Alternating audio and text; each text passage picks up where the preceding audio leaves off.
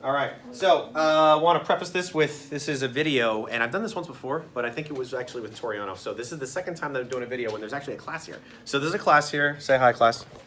All right, so I want to make sure, because this is also going to help them with this project. So I want to make sure that they're quiet, so hopefully they're quiet, and if they're not, I have to do this again. And I don't do 2 takes, because I'm perfect. Okay, so explaining the Unify project just a little bit more. So Unify project, I typically have a week, but sometimes people complain, and I have to make it a little bit further down the line. So that changes from year to year. But what happens is you can work in a group of up to 3 people.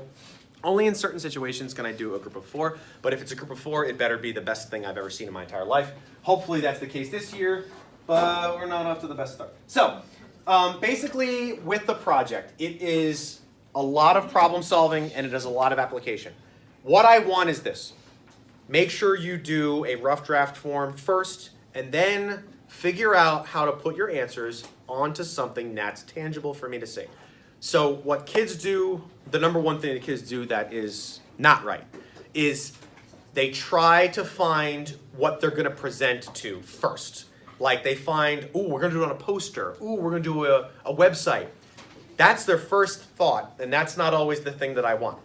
What you should do, in my experience, is solve all the work, do all the work first, and then figure out where or how you're going to present the information to me, whether you're going to do a binder, a website, like I said, a poster, whatever. Do the work first, and then worry about how you're going to deliver it, okay?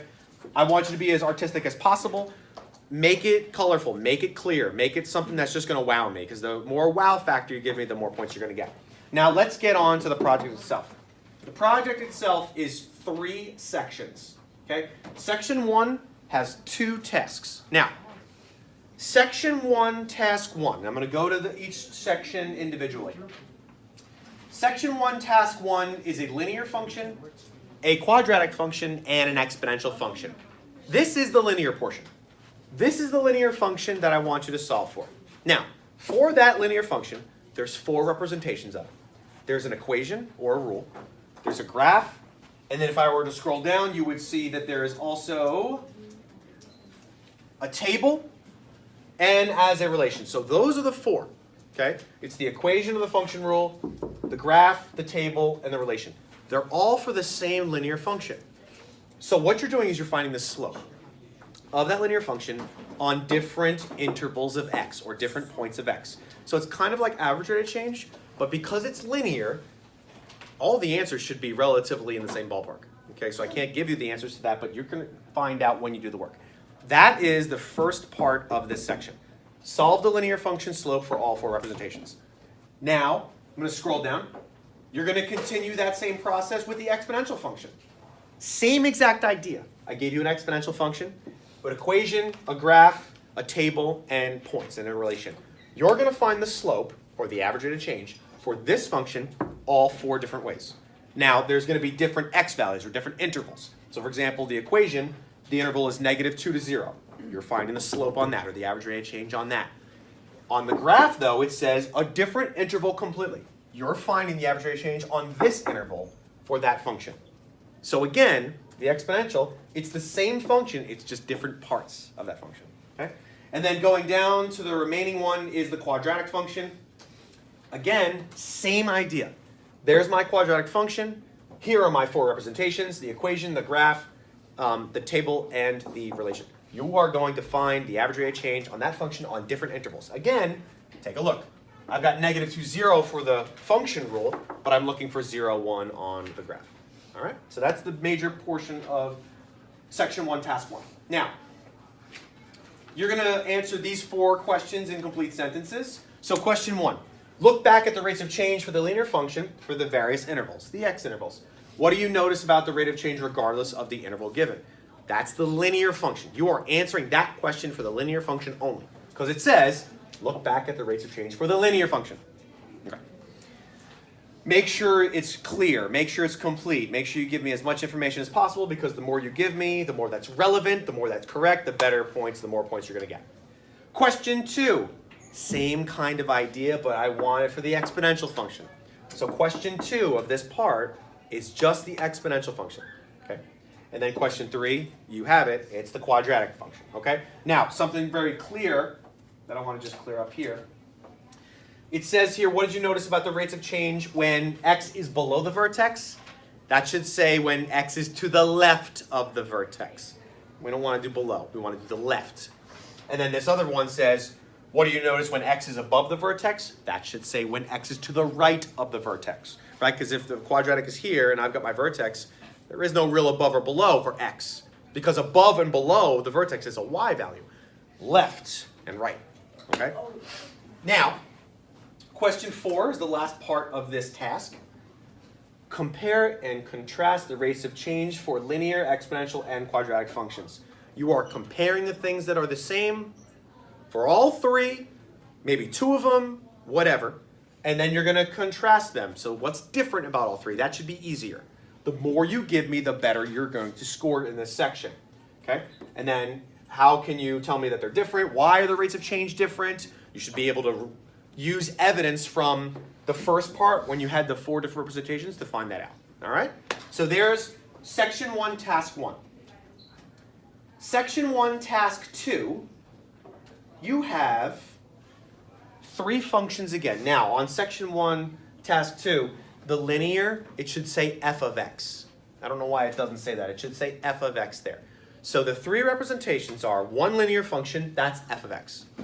The quadratic is g of x, and the exponential is h of x. Now, they have to have different letters because if they didn't, they'd be all the same function, and they're clearly not, because one's linear, one's quadratic, and one's exponential. Here's what we're doing for section 1, task 2. You're answering the questions that are below. Number 1 says, what conclusion can you draw about the domain and range for each function? Well, that should be very clear. Now, the general domain, not from x equals -1 to x equals 5. That's not general, that's very specific. I want the general domain of all 3 of those functions. What conclusion can you draw? What can you see? What can you tell me about the domain of all 3 of those functions? Okay? Be very specific and give me the domain and range of each function. Okay, that should be an easy question. Number 2, what conclusions can you draw about the intervals of increase and decrease for all 3 functions? So, conclusions. What's the same about them? What's different from them? Increase and decrease. So if the first question is a domain and range question, the second question is an interval of increase and decrease question. Okay? Again, support evidence, meaning give me a graph. Give me the actual increase, decrease. Give me those values. Number 3, what conclusions can you draw about min or max? That should be a super easy one because you know that there's only min max for one of those 3, okay?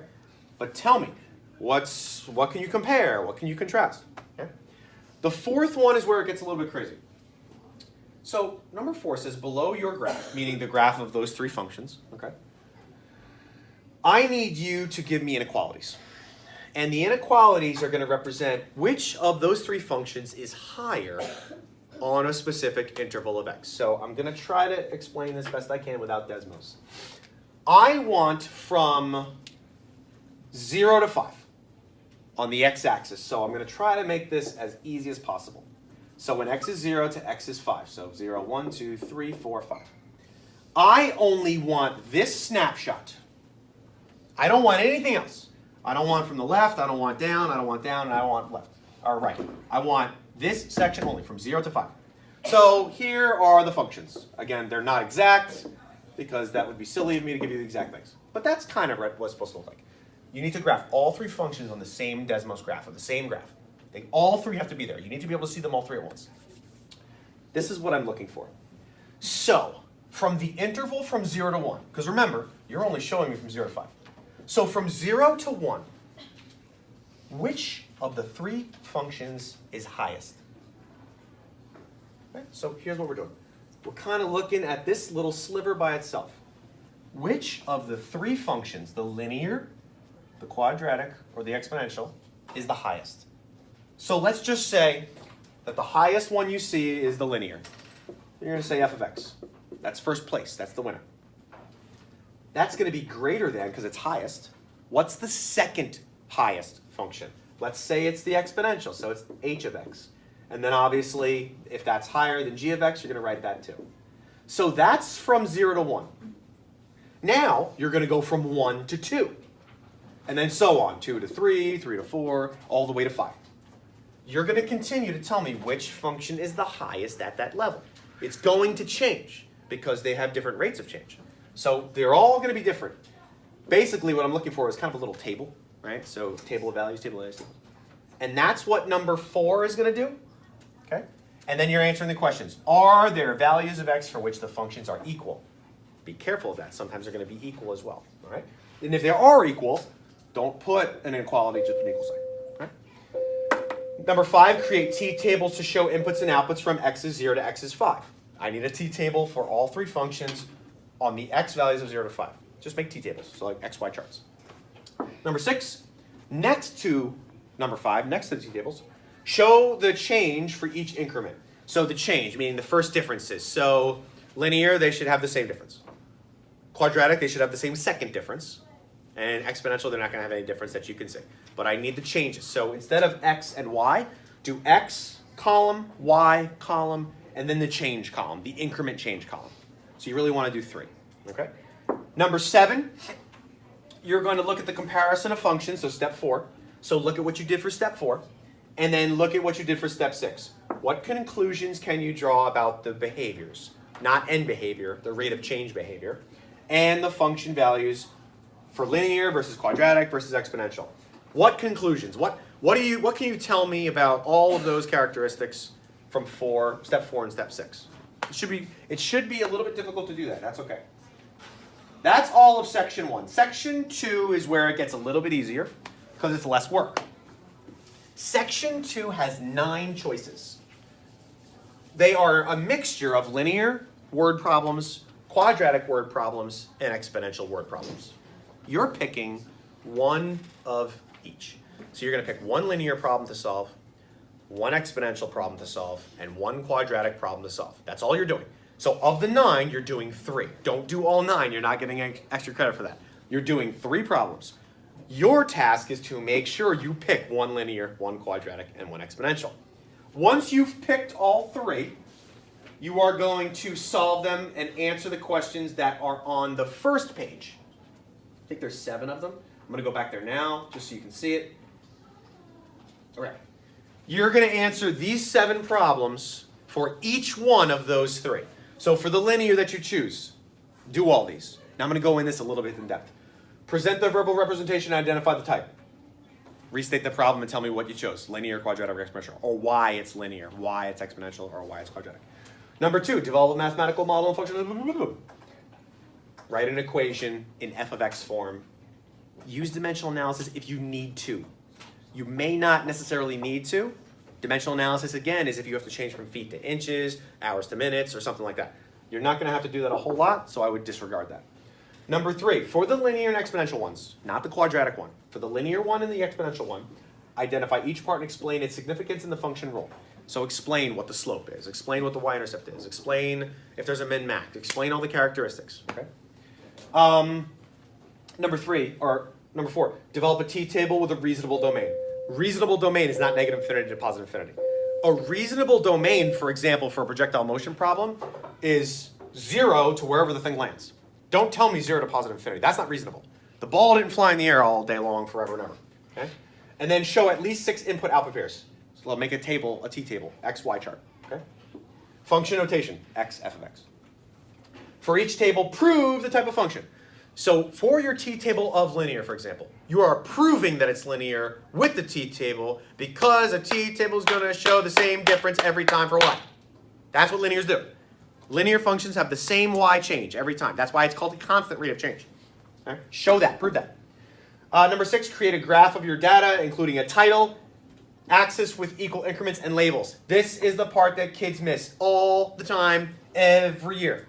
If you don't have a title, you don't have the axes labeled, you don't have equal increments, you don't have labels, I'm taking points off. That's in your rubric. So make sure you check off these things on your rubric, and I'm going to take a look at that at the end. Make sure you are checking things off as you go through this. And then number 7, answer the question. Okay. Section 3, crap section. Crap time section. Crap time. There are 3 scenarios in section 3. The scenarios include, each scenario includes 1 linear and one exponential function. There are no quadratics in section 3. So each of the scenarios you have to create one linear and one exponential function based on what the thing tells you. So for example, scenario 1. The population of a country is initially 2 million. Initially. Starting value, A. Okay. And it's increasing at 4% per year. That smells exponential to me. I don't know about you. The country's annual food supply is initially adequate for 4 million people and is increasing at a constant rate. High constant rate. Smells linear. Adequate for an additional 0.5 million per year. Per each every. That's super linear to me. I don't know. All right. Create them on the same graph. Figure out if you have enough food. Because the food supply is linear and the population is exponential. I was kind of hoping you guys were going to say that, but that's okay. You're listening well, which is great. Scenario 2 is in addition to scenario 1. So it's the same idea happening 3 times, but we're just changing the functions around. Okay, so you're going to give me 3 end-up graphs, 3 graphs at the end. Now, for the problems, there's 5 questions for each problem that you need to solve as well. Number 1, develop a mathematical model for both relationships. Okay, so give me an equation, give me graphs. Okay, use dimensional analysis if you need to. I don't think you need to. Number 2, graph all 4 functions. So you should have 4 functions. Okay, in the same coordinate plane. Okay, so you're going to have a graph with 4 functions. Number 3, answer the questions in complete sentences. That's easy. Number 4, what's the conclusion? So remember, it's a real life scenario. It's population growth versus food supply. Basically, answer the questions. Are you going to have enough food over time? I don't know, because that's your job. And then number 5 is where you can get really good kind of kudos points. What recommendation would you make? Because in this scenario, in this section, you are the agricultural engineer. You're the person that's saying, hold on, city. These darn people are eating way too much. Or, we don't have enough to feed all these people. Your recommendation needs to be professional. Your recommendation needs to be out there. It needs to be something that actually can happen. No, killing all the people is not a good recommendation. Can't do that. You can't. Kids have said that. Seriously, they've said that. They've said, well, we got to stop feeding them because they need to die. No! It's a terrible, I take points off. It's terrible. It's not funny. Okay. It's not funny. It sucks. All right. Now, I'm gonna open this up, and I can edit this out if it's not gonna work. But what questions does 4th period have for me? And again, they have to be good questions for this project. Okay. Yes. Question. Section 3. Yes. So we have to do each scenario and each 5 questions for each scenario. Correct. Now, sometimes, for example, so number 3, question 3 is just answering incomplete sentences. So that's not really, you're not answering anything. You're just saying complete sentences. Now, question number 1 or number 2, question number 1 or number 2 might be way more specific to the end result as opposed to just question number 1. So just kind of work your process out. Any other questions? Yeah. On the number 3 thing where you said replace below the left and stuff like that, what does that mean left of the vertex? So if the vertex is symmetrical down the middle, right? Yeah. Left of the vertex is all the x values to the left of it. So what's happening to that function, that quadratic, on the left-hand side, and then what's happening to the right? How are you supposed to prove what's happening with the... Because it's rate of changes that you're proving. So prove the rate of changes, what's happening with them. As x is, kind of think in behavior with this. As x is coming from the left-hand side, why are the rates of change different on the left of the vertex as they are to the right? Like, why are they like that? Because they are different. All right? So we got to go to lunch now. So hope that helped. I'm going to post this up. See you later.